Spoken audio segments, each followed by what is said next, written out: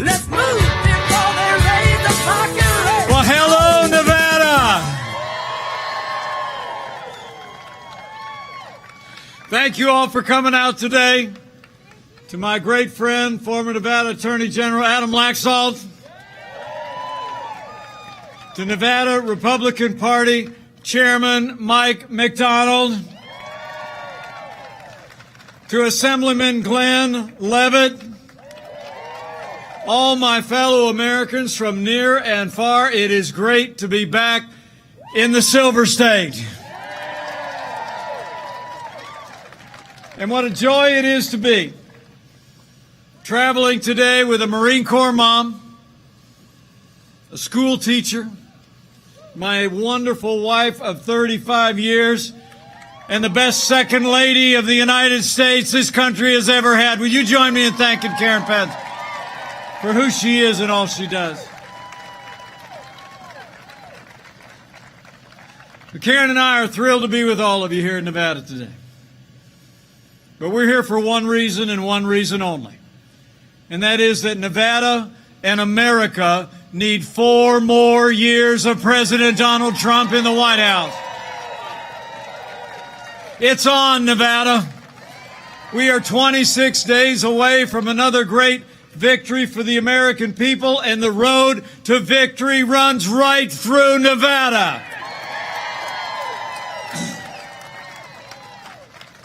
But I thank you all for coming out today. Karen and I just got back from Utah. Had a little debate with Kamala Harris last night. Some people think we did all right.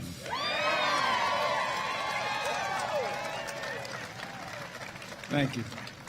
But let me be clear. Last night's vice presidential debate was not just a debate between two candidates. I think it was a debate between two visions. Joe Biden and Kamala Harris want higher taxes, open borders, socialized medicine. They want to abolish fossil fuels, use taxpayer funds to abortion. They want to defund the police. And if you couldn't figure it out last night, they want to pack the Supreme Court. President Trump's vision? We've rebuilt our military. We cut taxes, rolled back regulations, unleashed American energy. We secured our border, stood with law enforcement and for life and liberties of every American.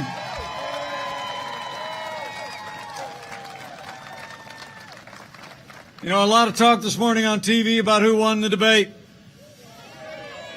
But I think when you compare the Biden-Harris agenda with what President Donald Trump has done and will continue to do for America, there's no question who won the debate. President Donald Trump won the debate hands down with an agenda that puts America first. And in 26 days, we're going to win another great victory when we re-elect President Donald Trump for 4 more years.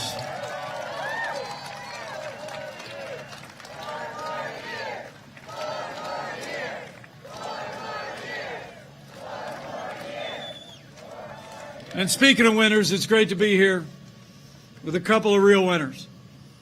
A successful entrepreneur, a pioneer in technology, a principled conservative who's represented the Silver State in the Nevada Assembly, and the next congressman from Nevada's 4th Congressional District. Join me in thanking Jim Marshan for his strong and principled campaign.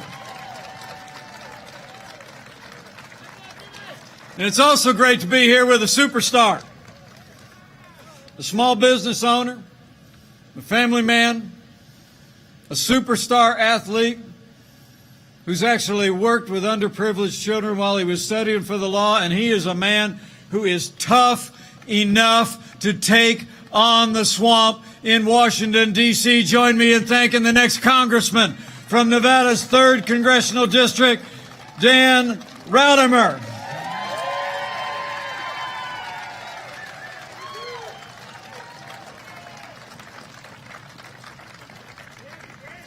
I'm proud to stand here on the President's behalf and proud to stand here with these great leaders.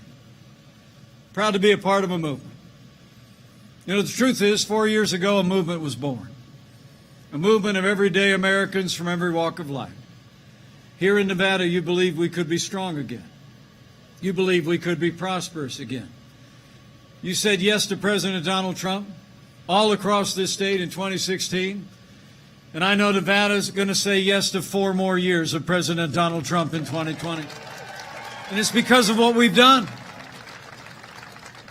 I mean, think about it.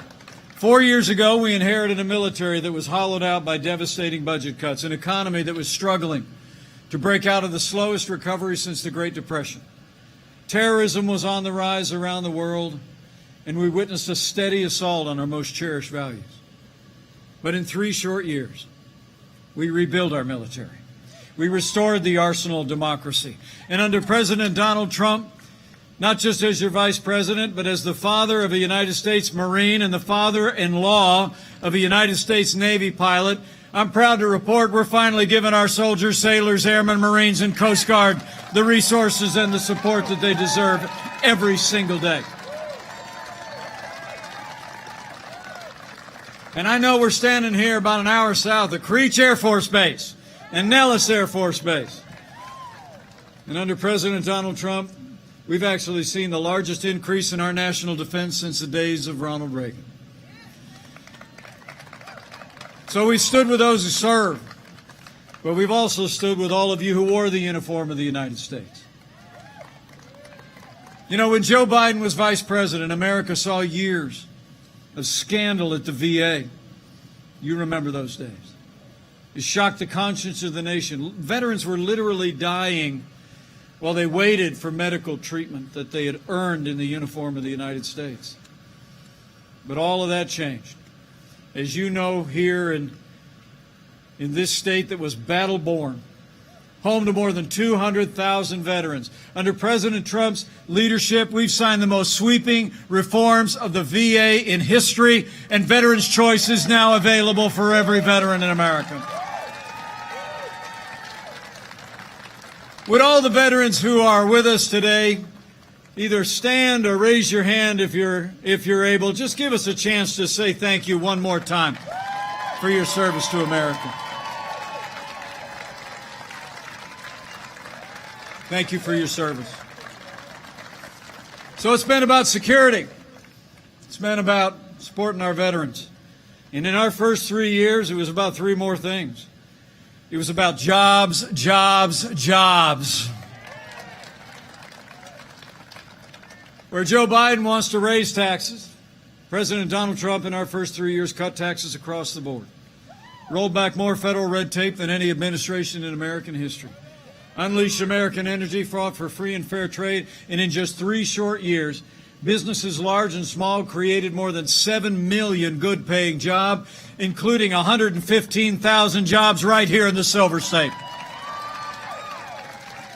Wages rose across the board, fastest pace in 10 years, and they rose most rapidly for hard-working, blue-collar Americans. The forgotten men and women of America were forgotten no more. And here in the home of the legendary Hoover Dam, I'm proud to report that we've unleashed American energy like never before. And under the President's leadership, at a time when you hear the other side talking about abolishing fossil fuels, about banning fracking, they got their $2 trillion version of the Green New Deal. Under President Donald Trump, America's become a net exporter of energy for the first time in 70 years. We're energy independent, Nevada. And we're going to keep it that way with 4 more years of President Donald Trump in the White House. So we've stood for our national defense, our veterans, our jobs, and American energy. And President Donald Trump has stood for the rule of law every single day. This president has already seen appointed to our federal courts more than 215 conservative judges, including Justice Neil Gorsuch and Justice Brett Kavanaugh. And I can tell you, they're all men and women who will uphold all the God-given liberties enshrined in our Constitution, like the freedom of religion, the freedom of speech, and the Second Amendment right to keep and bear arms. Now, last month, Our nation paused rightly to honor the life and service of the late Justice Ruth Bader Ginsburg. But when the memorials were over, President Donald Trump fulfilled his constitutional duty when he nominated a principled conservative woman to the Supreme Court of the United States of America, Judge Amy Coney Barrett.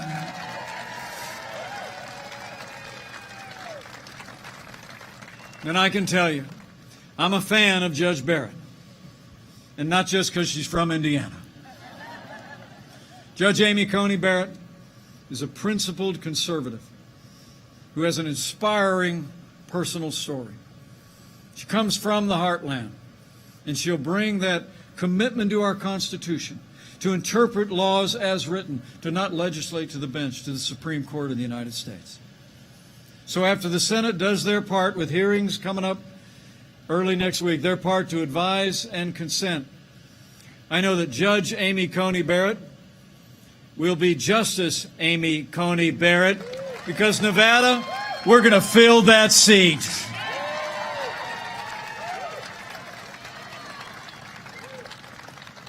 So we've stood for the rule of law, strengthened the conservative foundation underpinning our Constitution and our courts. And President Donald Trump has stood every day with the men and women who serve on the thin blue line of law enforcement, and we always will.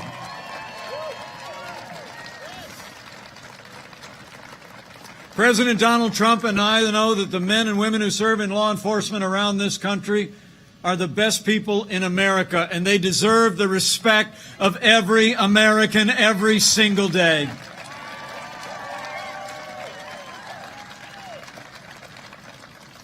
Now, the President and I will always respect the constitutional right of Americans to peaceful protest.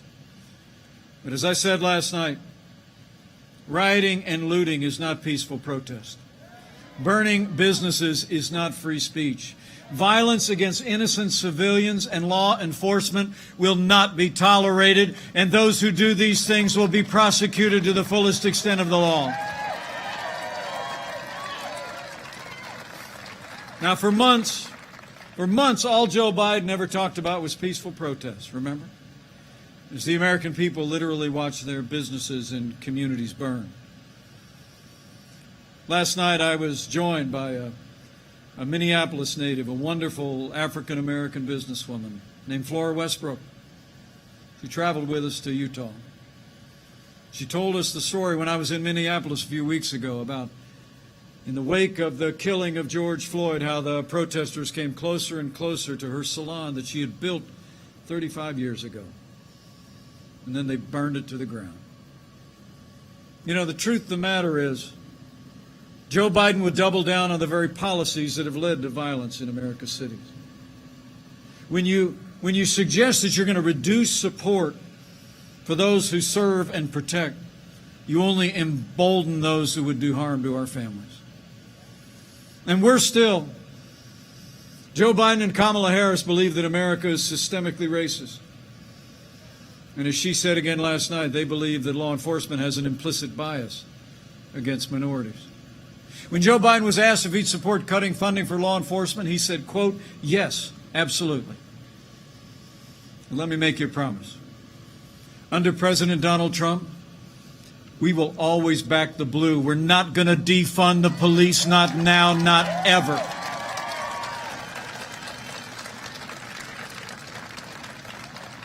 President Trump and I know we don't have to choose between supporting law enforcement and supporting our African-American neighbors. Under this president, we have done both for the last 3.5 years, and we're going to continue to support law enforcement and improve the lives, the jobs, the education, and the opportunities for African Americans and all of our minorities for 4 more years. Under this president, we're going to have law and order in every city, in every state, for every American of every race and creed and color. So help us God. You know, it's amazing to think all that we accomplished under this president in those first 3 years. They were years that we had a Republican majority in the United States House and Senate.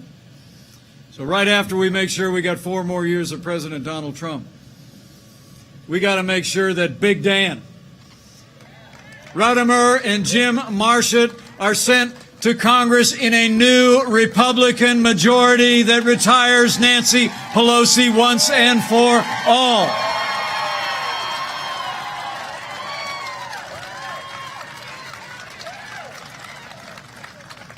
So we rebuilt our military, we revived our economy, we stood for life and our liberties and law and order in our first 3 years. In a word, we made America great again. And then the coronavirus struck from China. But as I said last night, before there were more than 5 cases of coronavirus in the United States of America, President Donald Trump put the health of America first and did what no other American president had ever done. He suspended all travel from China, the second largest economy in the world. Now, Joe Biden criticized it. He said it was hysterical and xenophobic.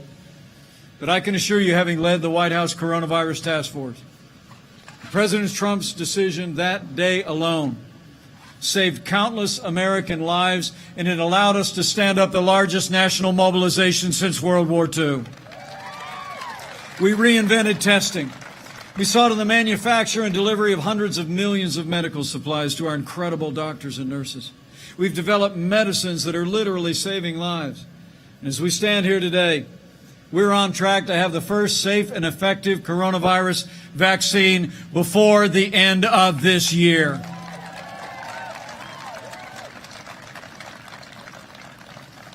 And let me just say, on behalf of the President and the First Lady, how moved we've all been by the outpouring of prayers and support for both of them over this past week. I spoke to the President this morning. He's back to the White House, and he and the First Lady are doing great.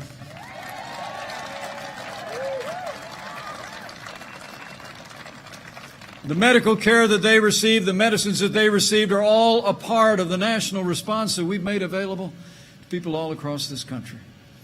And the outpouring of concern for our President and our First Lady was emblematic of the love and the concern and care that the American people have shown to neighbors and family members and friends and absolute strangers. So would you join me in just thanking all of the amazing healthcare workers who served our nation through this challenging time, and all those who've cared for those who suffered loss and struggle. So we're slowing the spread, we're protecting the vulnerable, and we'll keep saving lives. And we're opening up America again.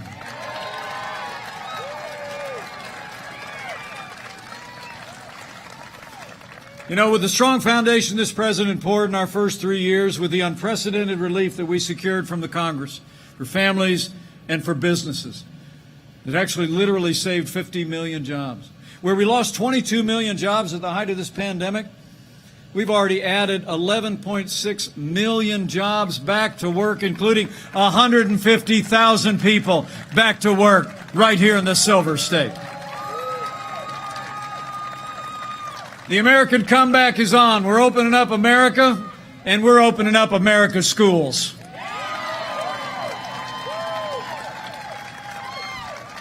Just last week, the President announced that we're distributing 100 million rapid point-of-care tests to states across the country to get our schools open, to keep our schools open, and keep our kids safe.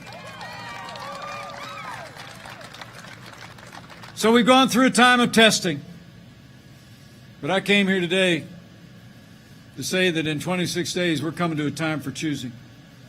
And the choice in this election has never been clearer. The stakes have never been higher. It's amazing to think in the middle of a global pandemic, Joe Biden wants to raise taxes by $4 trillion. You heard his running mate, Kamala Harris, say last night that they were going to only raise taxes on certain Americans, but Joe Biden said twice in the debate last week that on day one he was going to repeal the Trump tax cuts. I mean, the truth of the matter is President Donald Trump cut taxes across the board. It gave middle-class families a $2,000 tax break. It increased income and wages by $4,000, and we're going to keep cutting taxes for the middle class for 4 more years. Joe Biden wants to bury our economy under an avalanche of red tape, including his own version of the Green New Deal, which is a whole lot like AOC's version of the Green New Deal.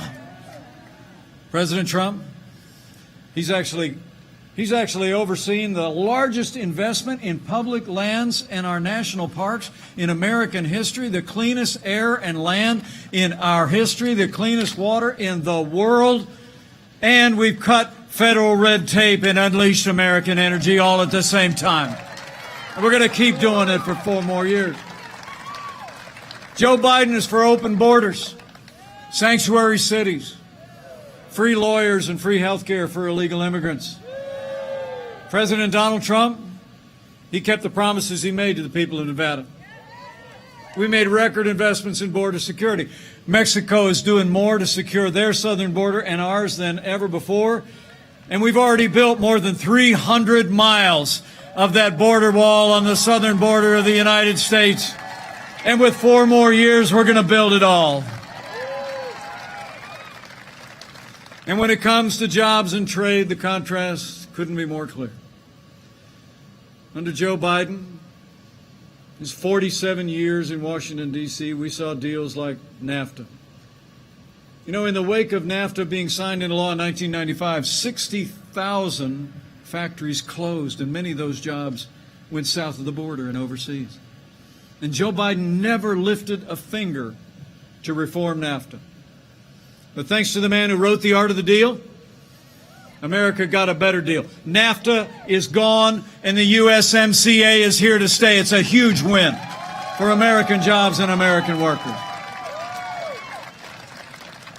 And where Joe Biden has been a cheerleader for communist China every day, actually said it was a positive development to see the rise of China, to see China literally be half of our international trade deficit. From day one, President Donald Trump put China on notice that the era of economic surrender is over. And we're going to stand strong with China until they open their markets, respect American private property rights, and put American jobs and American workers the respect they deserve. So it's been about security and prosperity, but as I said earlier, it's also been about our most cherished values.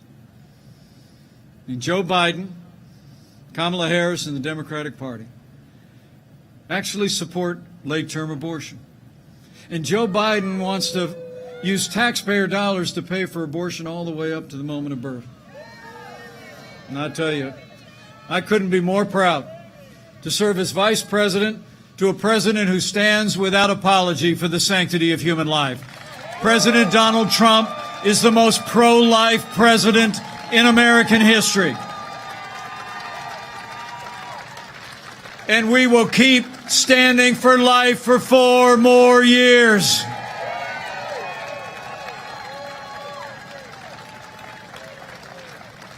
You know, when you look at their agenda, it's clear. I said this at Fort McHenry. Joe Biden would be nothing more than a Trojan horse for the radical left. Now, Joe Biden has said that democracy is on the ballot on November 3rd.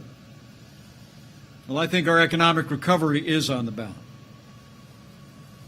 Law and order are on the ballot. But I also think there are things much more foundational, much more fundamental to our country. In this election, I don't think it's going to be whether America ends up more Republican or more Democrat, whether we end up more liberal or more conservative, more red or more blue. I think the choice in this election is whether America remains America.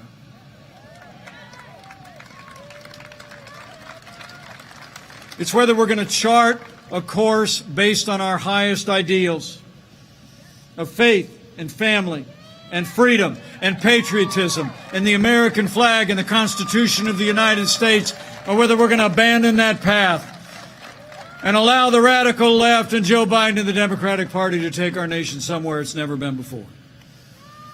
So let me say today to all of you, standing here in the blazing sun of Nevada. For our freedom, for all the ideals that have always made America great and are making America great again, we need to decide right here and right now that Joe Biden will never be president of the United States of America. We're going to re-elect President Donald Trump for 4 more years.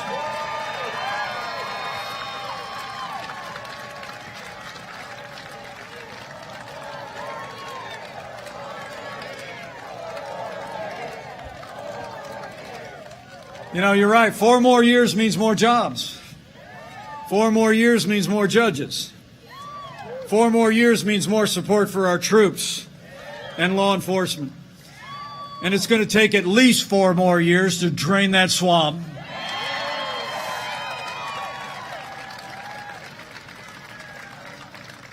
You know, I've served around this president every day for the last 3.5 years. And we've gotten to be very close friends. I've seen him when the cameras are off.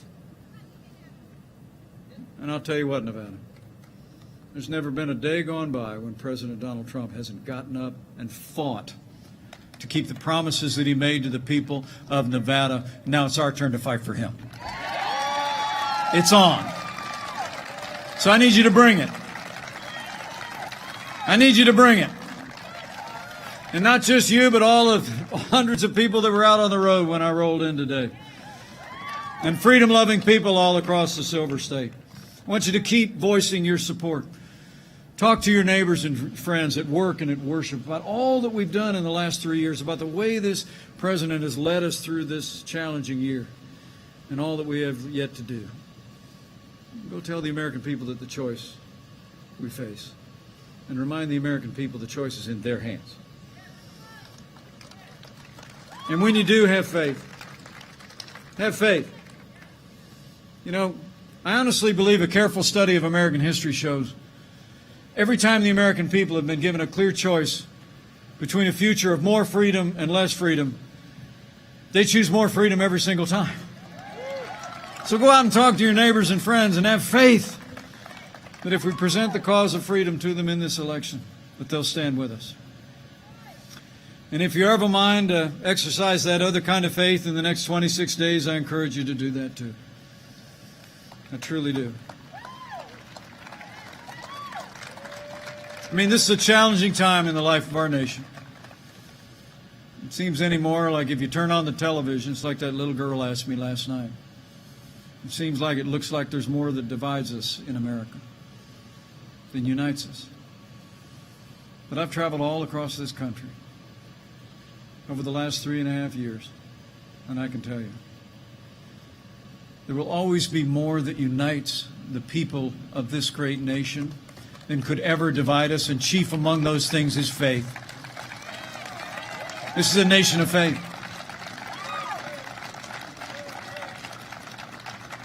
And so if you're a person of faith, I encourage you to claim those ancient words that Americans have clung to through much more challenging times than we could even imagine.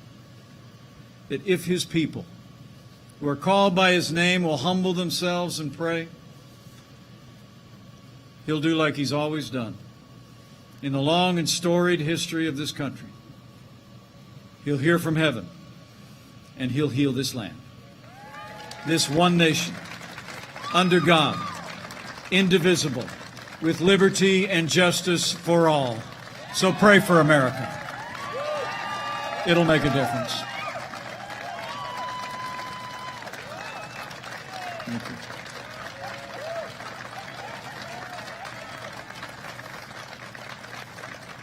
But thank you for this especially warm welcome. It's really great to be in Nevada, but Karen and I have a plane to catch. We're headed to Arizona, and then we're back to Washington, D.C., and I guarantee you President Donald Trump is going to be back on the campaign trail before you know it. We're going to take this case to the American people every day. And I just know, with your continued support every day between now and November 3rd, we're going to make Nevada and America stronger than ever before. We're going to make Nevada and America more prosperous than ever before. and with Jim Marsden and Big Dan Rotheimer in a new Republican majority in the United States House of Representatives, with a renewed Republican majority in the United States Senate, and with President Donald Trump in the White House for 4 more years, and with God's help, we will make America great again. Again. So thank you very much. God bless you and God bless America.